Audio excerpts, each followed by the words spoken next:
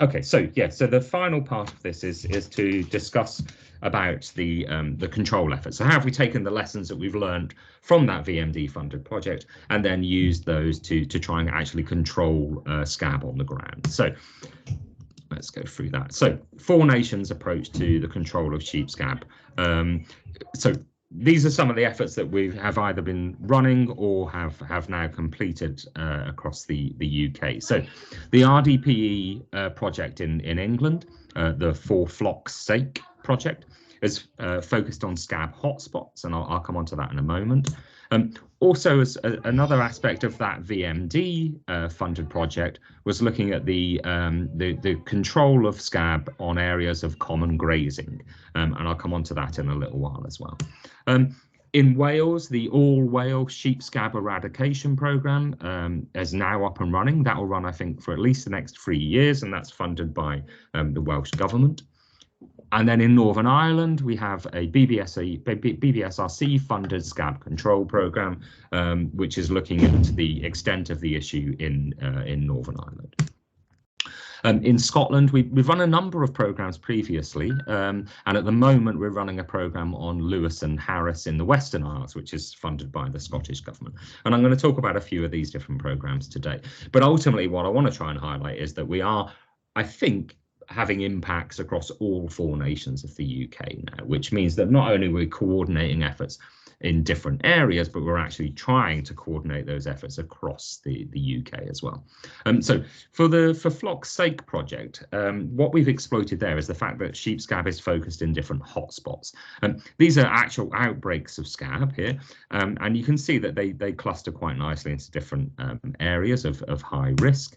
And then if you just model the density of the sheep population and the degree of connectivity in terms of animal movements between properties, then you come up with a map that looks like this. And what you can see is that it actually quite accurately reflects those cases of sheep scab. So we can use that to then map risk areas, and that's exactly what we've done in the RDPE project. So these are the 3 different risk areas that we've highlighted. We've got the Northwest, the Midlands, and then the Southwest. This project was focused purely for England, and so we weren't able to go across the Welsh border as part of this project. So 3 regional hotspots.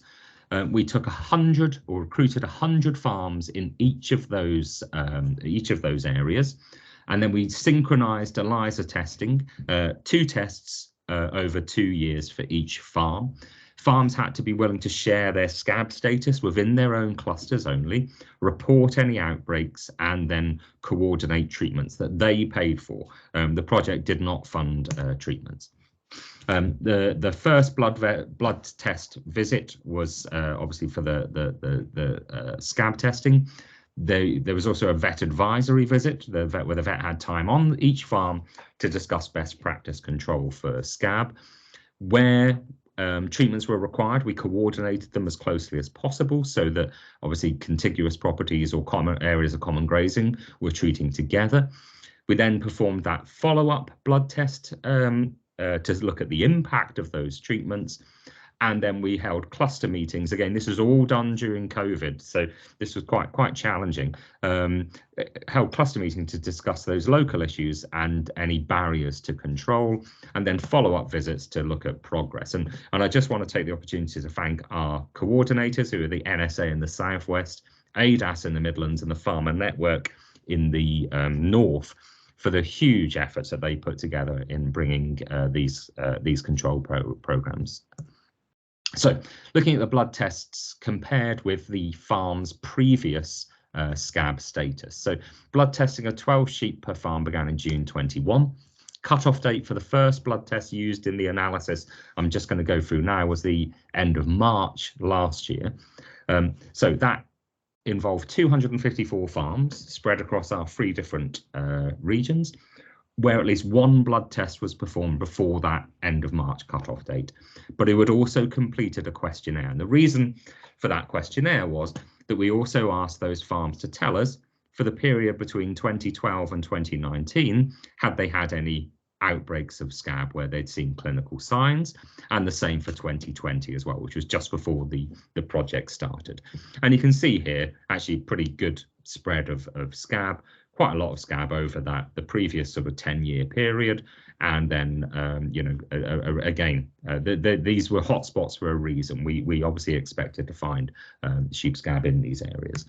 And then if we look at those first round blood test results, then you can see for the Midlands, we're about 21%, the North 34%, and the Southwest about 22%. So based on the 2020 figures for prevalence, we're in some cases for the Midlands, we're around about where we should be, but you can see there's probably quite significant not underreporting, but certainly not accurate diagnosis of disease in many cases, and the ELISA results clearly highlighted that. And again, you can see the overall prevalence around about sort of 25% of seropositive flocks. When we then look at the scab status again, so this is the clinical signs in the year before the project started, and then the blood test results for that first year, and then these are just our farms here. So these are farms here, first of all, that were positive with clinical signs exhibited before the project started, and then positive by the blood test, positive again before the project started, and then negative by the blood test, negative, no clinical signs in the year before, but then either positive or negative by the blood test. And the one I want to highlight is that negative and then positive group. So these are farms that had no clinical signs prior to the project, but then came up as being positive on the blood test. And so of the 52 properties that fitted into this category, 21 or nearly 40% used common grazing, and particularly this was a factor in the north region. So it just shows that there's a substantive group of flocks that probably have undetected scab. And in these areas, we often see less susceptible breeds being used. They often use common grazing, which means they're handled less often. And these flocks act as a reservoir of scab. They can then reinfest other flocks. And so self-reporting then based on the presence of clinical signs is clearly not sufficient if we want to try to control scab. And then if we look at how those blood test results changed year on year, again, this is just the figures that we showed previously as to what level of scab was reported. The cutoff date for the first test then was the end of March, and you've seen these figures before. And then the cutoff date for that second blood test, and this is not complete, but we closed this off at the end of last year. You can then see that in the Midlands, we went from 21% being seropositive down to 8%. And in the Southwest, we've gone from 22% down to 4%. There's an N of 1 in this case, so we do have to be careful how we interpret these. But the general flow of direction here is pretty good. We're clearly having an impact on the degree of scab year on year here. So what are the lessons that we've learned from that project? Interest and uptake within the clusters have been very good, but it really did depend on the passion and drive of those individual coordinators and of the local vets. Most farmers were very positive. Recruitment of some was a bit more challenging, but all achievable. And the coordinators and vets are crucial to this because it does take a bit of work to get all of these farmers on board. All 3 regions were fully recruited. We had to turn farmers away because we didn't have funding for more than 300. But we did have issues in terms of resources. We didn't have enough blood sampling capacity, only 2 flock level tests per farm. But of course, many farms are split into different groups and mobs, and we didn't have the ability to test each of those mobs. So that was a limitation. We had cases of treatment failure. We identified an ML resistant population in Devon. And then other factors that we need to address, obviously the confidence in the ELISA test. False positives and negatives are possible, but the risk of those is very low. And as I discussed earlier, more work is needed on the interpretation of that blood test again. But we're working on that, and that app hopefully will be out later this year to help with that. Treatments, it was difficult to get people to coordinate their treatments, and particularly because we weren't paying for those treatments, but it just shows that people could do it and were able to access mobile dippers in order to make that a bit simpler for them as well. Overall, we raised awareness of scab. I think we've reduced the stigma around it. It's being openly talked about in farmers' meetings. I think that's huge progress. Collective action, though, is required. And I think we've shown that this approach can work. Bottom line, that we have got reductions in scab across all of those 3 hotspots. We did identify issues with these persistently infested flocks, so animals testing positive for scab on the blood test, but not at that time showing signs of disease. Often again associated with common grazing, indicating that these animals were able to self-manage the disease, probably through a degree of protective immunity, either by being of a particular breed. Some breeds are less susceptible to scab than others, but also through previous infestations. And then the issue only then becomes apparent when those animals are moved or new stock is brought in, and then you get these outbreaks of disease. In Northern Ireland, we're running the Stamp Out Scab campaign. So this is looking at how to, first of all, understanding the problems with scab in Northern Ireland, and then looking at ways that we can make that control of scab more sustainable. So it's again industry-wide support, lots of key stakeholders involved in this, and generously funded by the BBSRC. The plan was to host farmers meetings in all 6 counties. We also coincided with a vet CPD event on best practice control of scab. We held a number of press conferences, published a number of articles, just trying to raise awareness of the project, but also of the disease. Farmers with a scab problem were then encouraged to contact the project to participate in the scheme. Maximum was going to be 100 initially, and we've increased that to 120. The farmer's own vet takes skin scrapes and blood samples for the ELISA. That's paid for by the project. The vet then notifies DARA. It is notifiable in Northern Ireland, and the project then provides the treatment. The vet confirms the treatment. DARA then lift the restrictions. And if an ML was used to treat, our preference was to use an OP dip, but in some cases that wasn't possible. And so if an ML was used, then we followed up with further blood testing 4 weeks post-treatment to make sure that that treatment had been efficacious. So the project has now closed as of last month. We had 105 individual cases reported. Some of these weren't taken further. We had 50 common grazers from the Mourne Mountains who also took part. Again, a number of those haven't taken it further, but we're well over the 100 that we aimed for. 39 vet practices involved, 110 vet visits to 106 flocks, 95 flock level tests, that's 12 sheep per group, with the ELISA to date, 54 skin scrape samples for microscopy, 23 negative flocks on microscopy, some of which were lice, 58 positive flocks, either by skin scrape or blood test or both, and 4 suspicious flocks, with 3 being monitored further. 86 flocks have been treated, dipped with an OP 70, and using the injectables 16 of those. This just shows reported cases of scab in Northern Ireland in the years before the project. These are farmer reported in orange and DARA confirmed in blue, and these are the results from the Stamp Out Scab campaign in 2022 to 2023. So you can see a huge increase in the number of cases of scab, because we're obviously going in and we're looking for it in much greater detail. So interestingly, scab is found in clusters and all across Northern Ireland, but there are more cases around these border regions, and the Mourne Mountains area is down here towards the bottom right. And again, so that you can see some of the clustering there as well. That's that area of common grazing that we focused on. Moving now to Scotland. So this is looking at coordinated control of scab on the Isle of Lewis and Harris. So Lewis and Harris suffers from outbreaks of scab. It's no different to the rest of Scotland.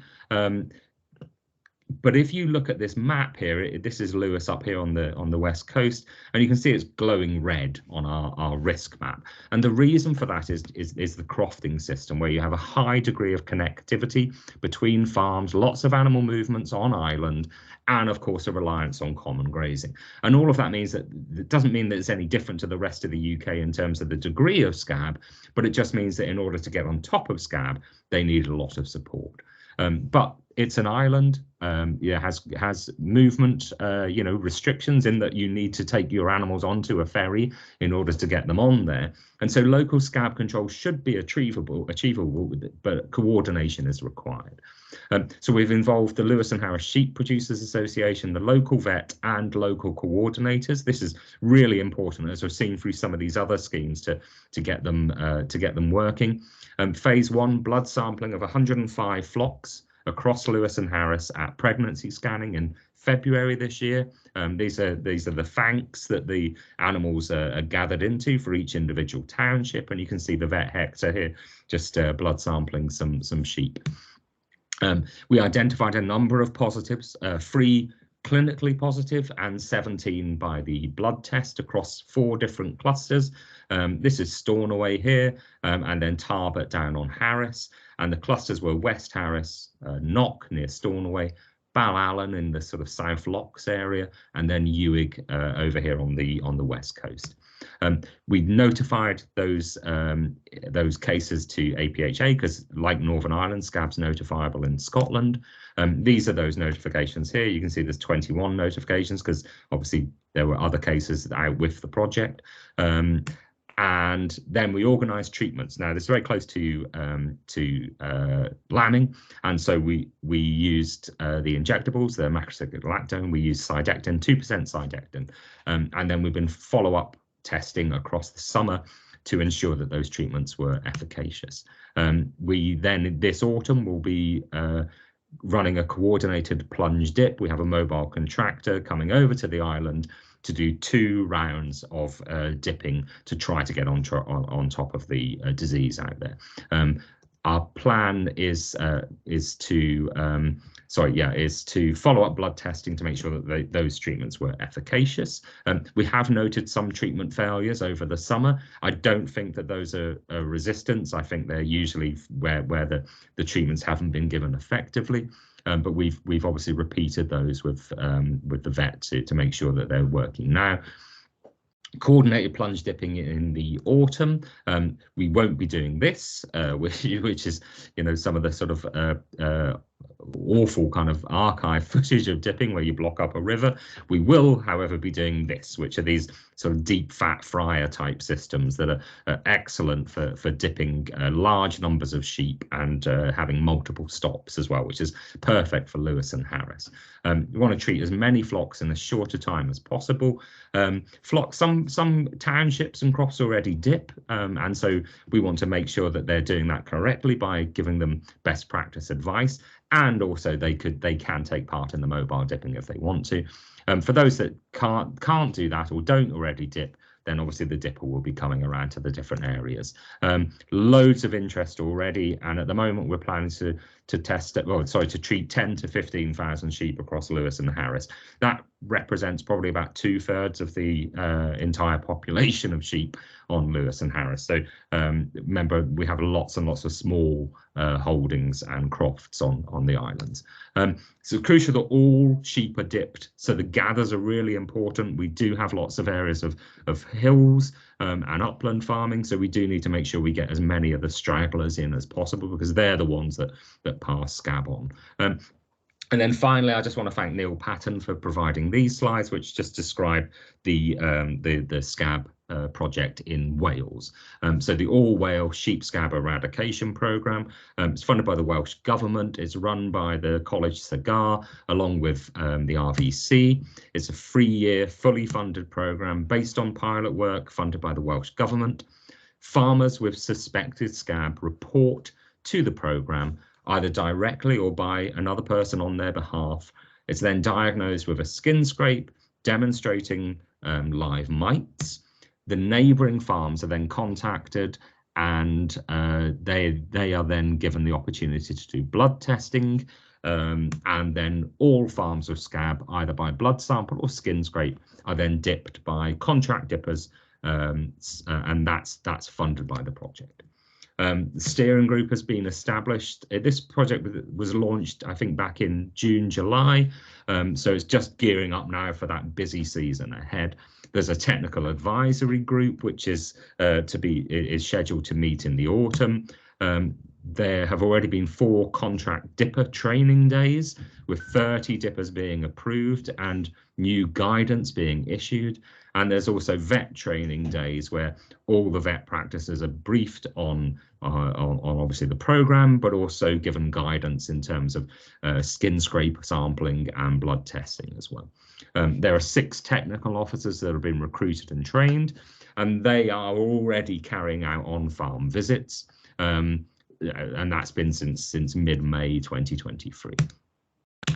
Activity in the field: over 100 farms reporting suspicions of scab since May, and that's obviously just going to increase as we move into the autumn and winter. Those technical officers are then triaging those farms that are truly suspicious, and they will then be followed up. Diagnosis made on almost half of those. Negative tests followed up on some farms, and has actually revealed some issues around vet training and guidance, which is obviously good to learn those lessons now ahead of that busy season coming. And then dipping farms that are positive currently, so that's ongoing now. And then just to say that I've talked about a few of these different control programs here, huge amounts of effort. I meant to also acknowledge for the Northern Irish program the work of AFBI and Animal Health and Welfare Northern Ireland in that project, and also Paul Crawford, who's been integral in driving that program in Northern Ireland as well. And then, yeah, just thank you very much for your patience, and obviously we can move into that panel discussion now, and I'm happy to follow up on any questions there. I'll stop sharing.